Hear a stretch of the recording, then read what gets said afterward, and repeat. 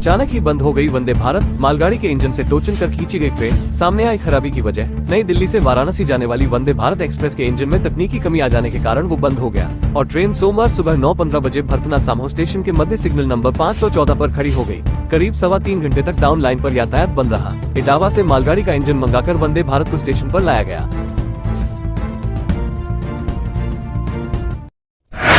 अखिलेश ने भाजपा पर लगाया पीडीए विरोधी होने का आरोप, कहा हर स्तर पर सरकार करती है भेदभाव। सपा अध्यक्ष अखिलेश यादव ने भाजपा सरकार पर घोर पीडीए विरोधी होने का आरोप लगाया है। कहा कि सरकार हर स्तर पर भेदभाव करती है। मुख्यमंत्री और भाजपा पीडीए से नफरत करते हैं। अखिलेश ने कहा कि हाईकोर्ट का निर्णय आने के बाद भी 69,000 शिक्षक भर्ती में पिछड़े और दलित वर्ग के अभ्यर्थियों को उनका हक नहीं दिया जा रहा है।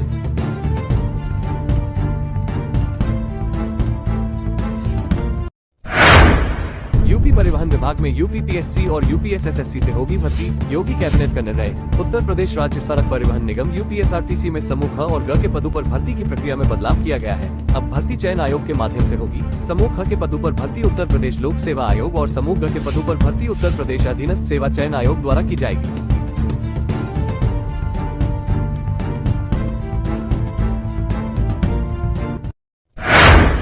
69,000 शिक्षक भर्ती मामले में सुप्रीम कोर्ट ने इलाहाबाद हाई कोर्ट के फैसले पर लगाई रोक, यूपी सरकार से मांगा जवाब। उत्तर प्रदेश में 69,000 शिक्षक भर्ती के मामले में सुप्रीम कोर्ट ने इलाहाबाद हाई कोर्ट के फैसले पर रोक लगा दी है। साथ ही सर्वोच्च न्यायालय ने उत्तर प्रदेश सरकार से भी इस संबंध में जवाब मांगा है। अब इस केस पर अगली सुनवाई 23 सितंबर को होगी। तब तक उत्तर प्रदेश सरकार और अन्य पक्षकारों को अपनी दलीलें पेश करनी होगी। उपभोक्ताओं की जेब पर भारी पड़ सकता है फैसला, मनमानी करेगी बिजली कंपनियां। उत्तर प्रदेश विद्युत नियामक आयोग बिजली कंपनियों को प्रत्येक माह स्वत fuel and power purchase adjustment surcharge तय कर लागू करने का अधिकार देने जा रहा है। इसके लिए नियामक आयोग 19 सितंबर को जन सुनवाई करेगी। उत्तर प्रदेश राज्य विद्युत उपभोक्ता परिषद के अध्यक्ष अवधेश वर्मा ने कहा कि नई व्यवस्था में बिजली कंपनियां मनमानी करेगी, जिसका खामियाजा उपभोक्ताओं को उठाना पड़ेगा।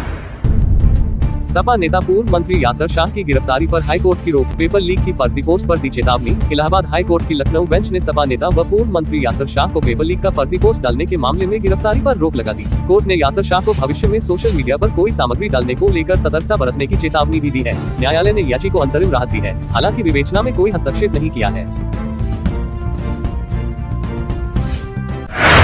यूपी में 1 महीने में दबोचे गए 16 भ्रष्ट अधिकारी, डीजी विजिलेंस ने कार्रवाई में तेजी लाने का दिया निर्देश। उत्तर प्रदेश शासन की भ्रष्टाचार के विरुद्ध जीरो टॉलरेंस की नीति के तहत भ्रष्ट सरकारी कर्मचारियों की धरपकड़ की जा रही है। अगस्त महीने से अब तक विभिन्न विभागों के 16 अधिकारी और कर्मचारी घूस लेते रंगे हाथ पकड़े गए हैं। डीजी विजिलेंस राजीव कृष्ण ने इन सभी मामलों में अभियोजन की कार्यवाही तेज किए जाने का निर्देश भी दिया है।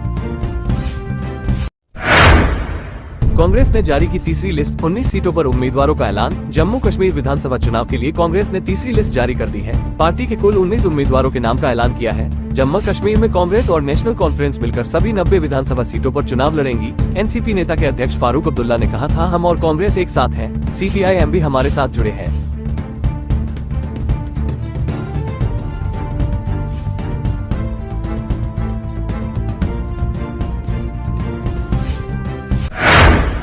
मंगेश यादव एनकाउंटर पर डीजीपी प्रशांत कुमार का पहला बयान, पुलिस की कार्रवाई पर कही बड़ी बात। उत्तर प्रदेश के डीजीपी प्रशांत कुमार ने सुल्तानपुर में हुई पुलिस मुठभेड़ में मंगेश यादव की मौत को लेकर विपक्ष के आरोपों को खारिज किया है। उन्होंने कहा कि पुलिस ने निष्पक्ष होकर कार्रवाई की है और जाति देखकर एनकाउंटर किए जाने के आरोप निराधार हैं। इस मामले को लेकर सपा अध्यक्ष अखिलेश यादव, बसपा सुप्रीमो मायावती और कांग्रेस ने सरकार को घेरा है।